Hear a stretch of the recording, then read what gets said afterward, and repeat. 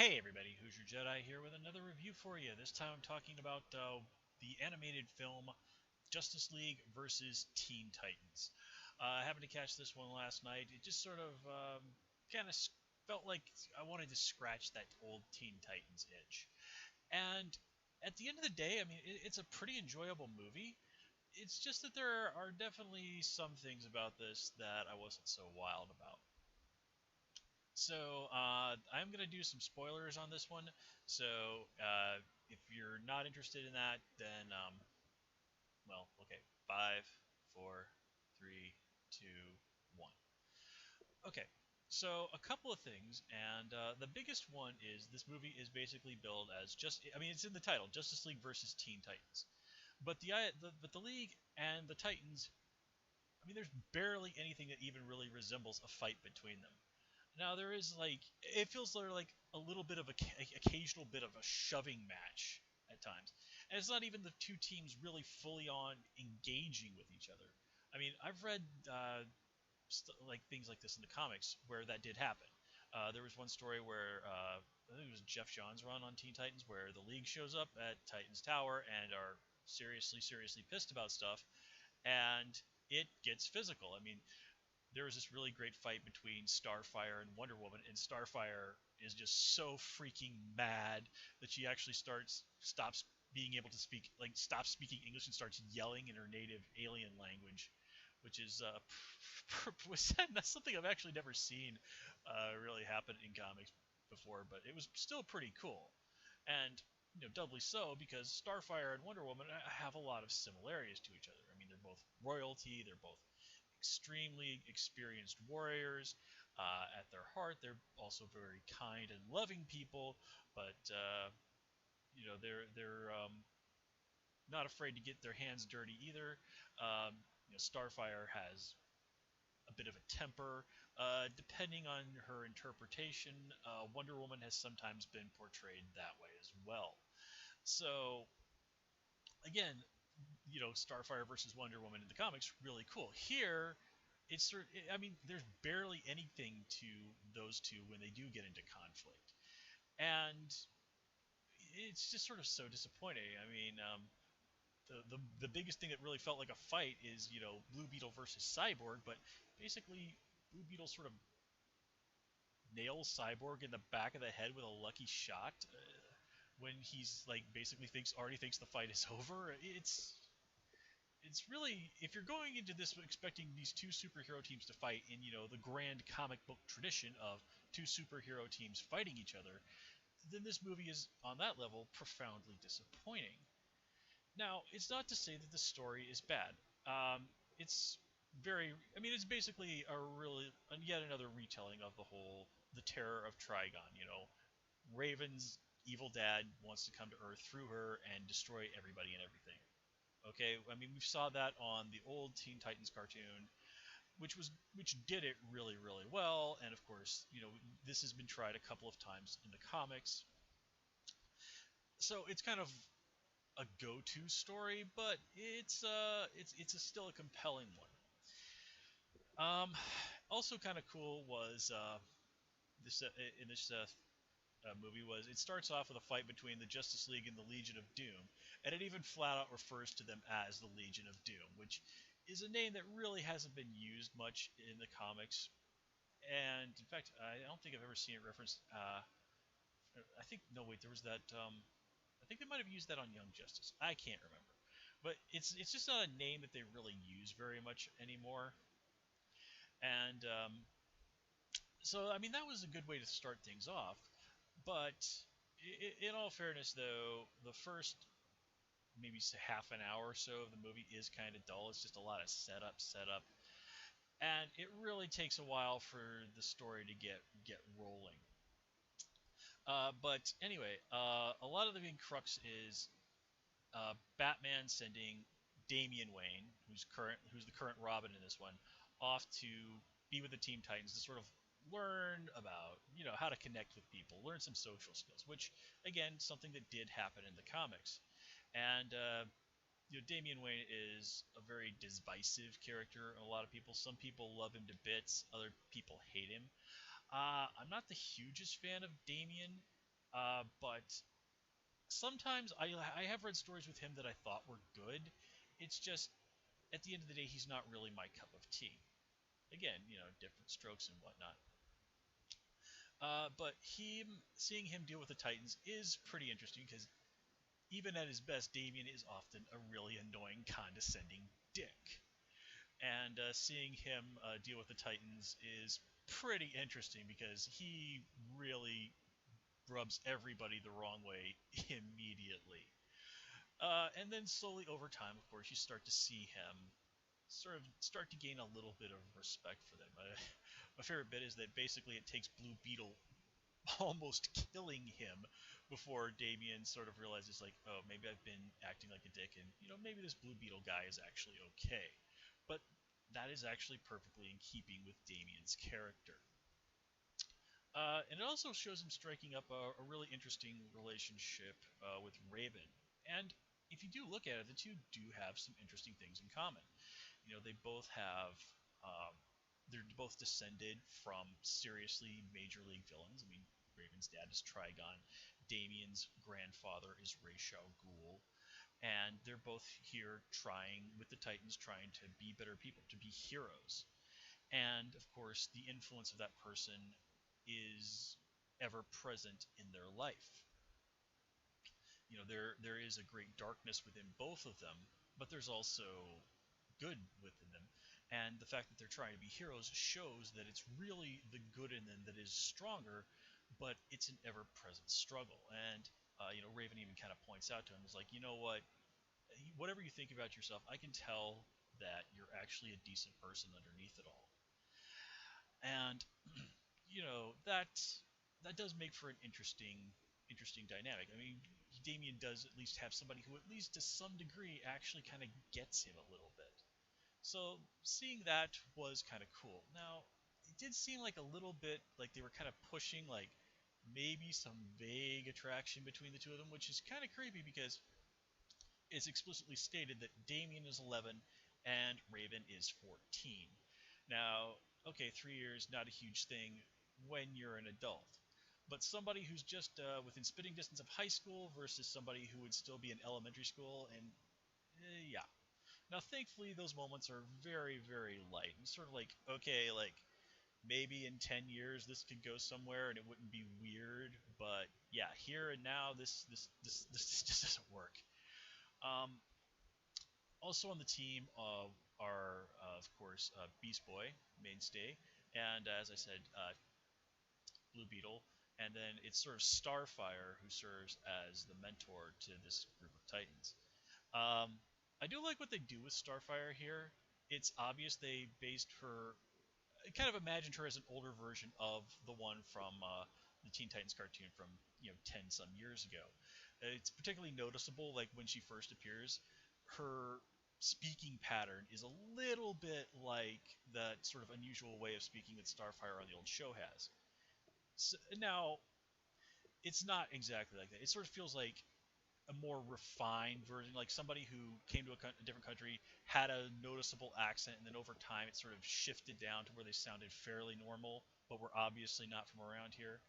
And then and I think that was probably a deliberate choice in that scene because as you go through later through the movie, Starfire sounds pretty unremarkable.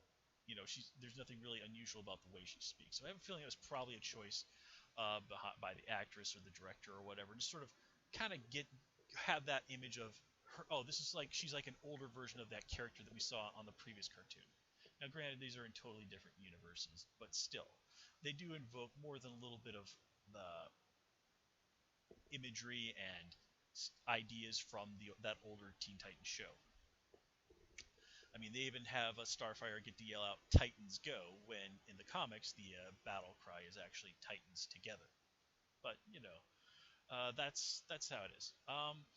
Nothing really huge in terms of characterization to sort of say for Blue Beetle. It's just a very nice take on him as a character, and they do I like kind of get a little bit more into how aggressive and not exactly friendly his alien technology is. And Beast Boy is Beast Boy, and he's there to sort of provide comic relief. and he does that well. I mean, some of the funniest moments in this movie are stuff that is related to what Beast Boy is doing, and basically, like one of the real highlights of it all is Beast Boy versus Damien at what is clearly intended to be Dance Dance Revolution, and it is it's pretty awesome. I mean, the only downside of that is that they're dancing to what I'm pretty sure was some K-pop. I mean, I lived in South Korea for 3 years. I'm pretty sure I know K-pop when I hear it. I'm like, oh my god, this is some of the worst K-pop I have ever heard. And but we'll talk about that music a little bit more in a bit. Um, let's see. Like I said, nothing really huge to say about Blue Beetle or Beast Boy in terms of characterization. Starfire doesn't have a huge characterization either. She is sort of shown a little bit more, kind of just her frustration with this whole situation, and her, sort of den mother tendencies. I mean, this is really in keeping with her as a character. She does sort of take this role in the comics as somebody who really believes strongly in mentoring the next group generation of heroes, and that's something she takes very seriously because without the Titans, her life would have been really awful. So it's understandable. And of course, by the end of this a movie, I should say, Cyborg's kind of made it clear that he's going to drop by and hang out with the Titans as well. And again, in the comics, he's somebody who took training of the next generation of heroes very seriously. It was also really kind of funny to sort of see that she and Nightwing. It's kept really subtle, but it's very heavily implied that there was or is something going on here.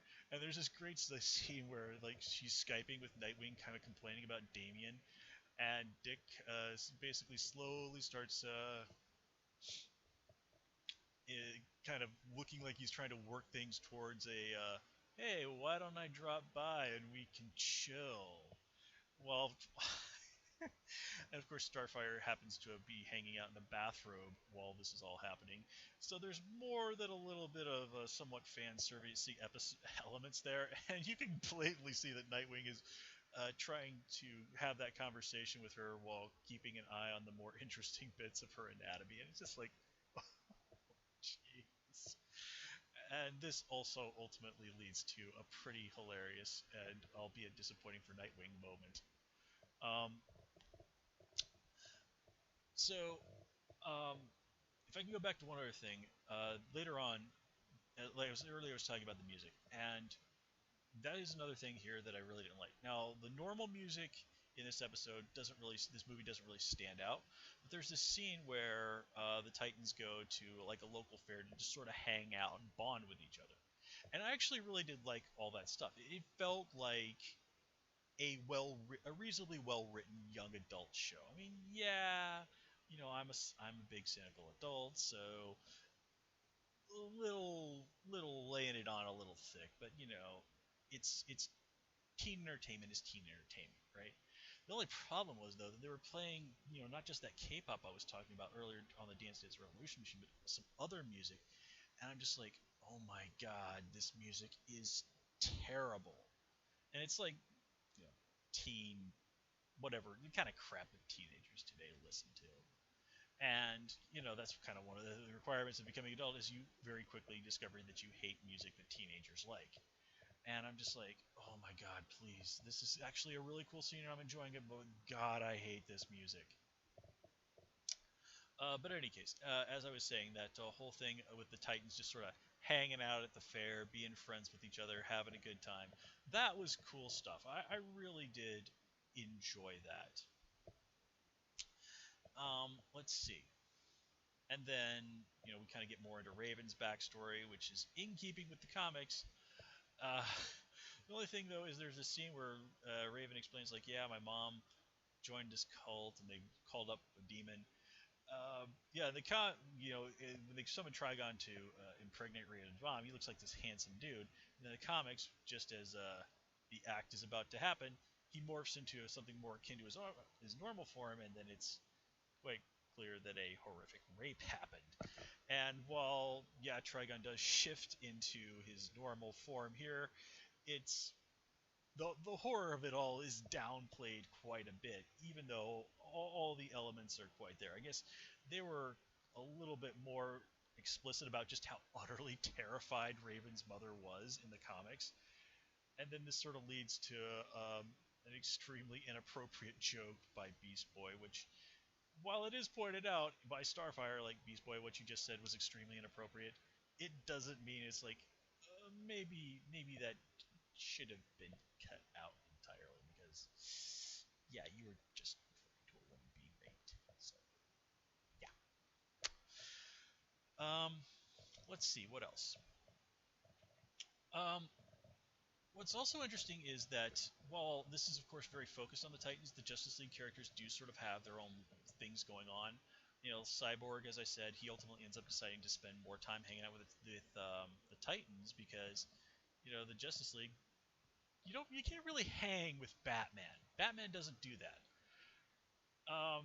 But what was a nice contrast to that is that this is set kind of more based on the New 52, where Superman and Wonder Woman are a couple, and we actually get to see them like go out on a date, or at the end of conclusion of their date, where they're coming out of this movie, and Wonder Woman is actually kind of complaining a little bit about like, oh, this movie is all about like, oh, the hero saves the woman at the end, like blah blah blah blah blah, and that's the kind of thing that really does seem like it genuinely would annoy Wonder Woman.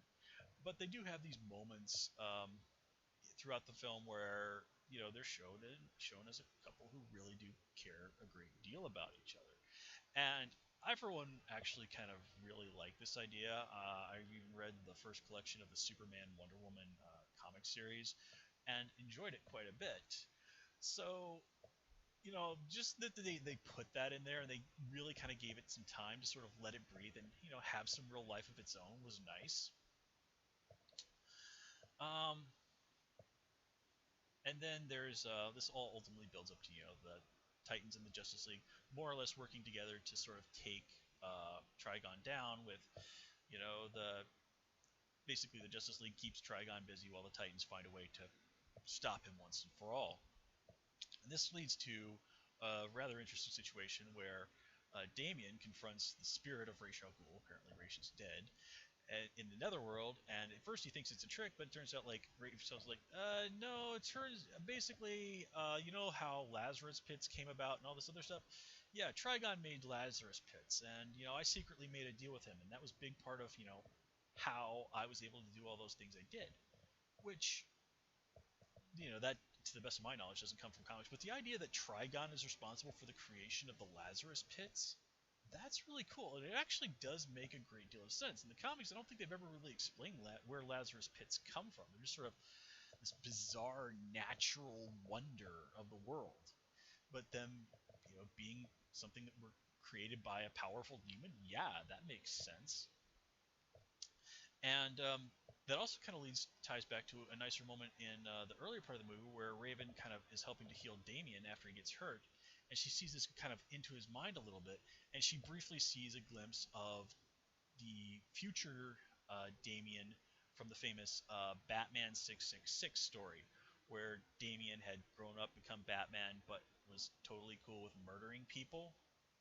So, you know, here in the present, Raish kind of makes him this offer like, hey, if you backstab the Titans and take up working for Trigon, you will be incredibly powerful and all this other stuff. So you can't help but wonder if, like, well, maybe if in that vision that Raven saw, maybe that's what happened to Damian and how he ended up as basically Batman 666. I mean, again, that's speculation, but you can't help but wonder.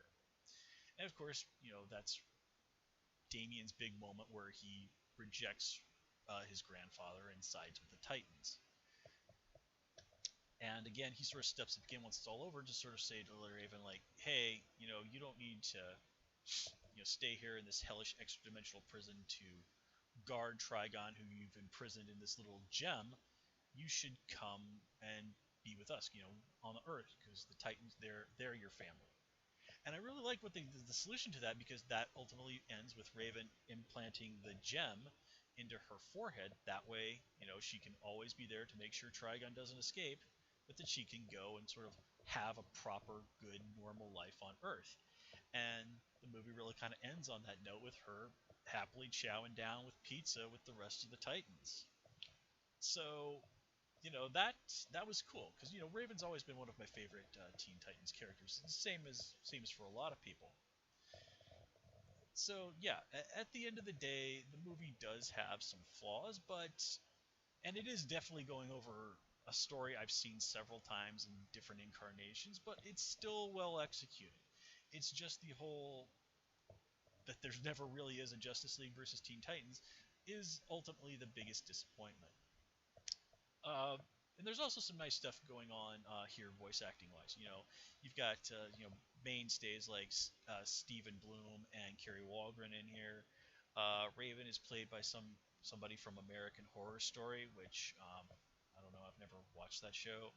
And then you actually have Rosario Dawson stepping in as Wonder Woman and doing a really nice job with that. And geez, I've had this for 20 minutes. Okay, I think that's good. So at the end of the day, movie has some flaws, but like most DC animation projects for the last, like 25 some years, this is pretty good stuff. And it does even Enzo has a little extra in the credits, setting up doubtlessly uh, what's probably going to be a take on the other really famous Teen Titans, one of the other famous Titan stories, Judas Contract, which yeah, I mean that's cool. That's definitely cool. But anyway, at the end of the day, good movie, worth watching if you're a fan of the DC characters, particularly the Teen Titans. So with that, I'm going to call it here, guys. As always, please comment, rate, and subscribe. Of course, you can follow me on Twitter at Hoosier Jedi, and please also join me on Tumblr at Jedi Reviewer. Until next time, take care and have a good one.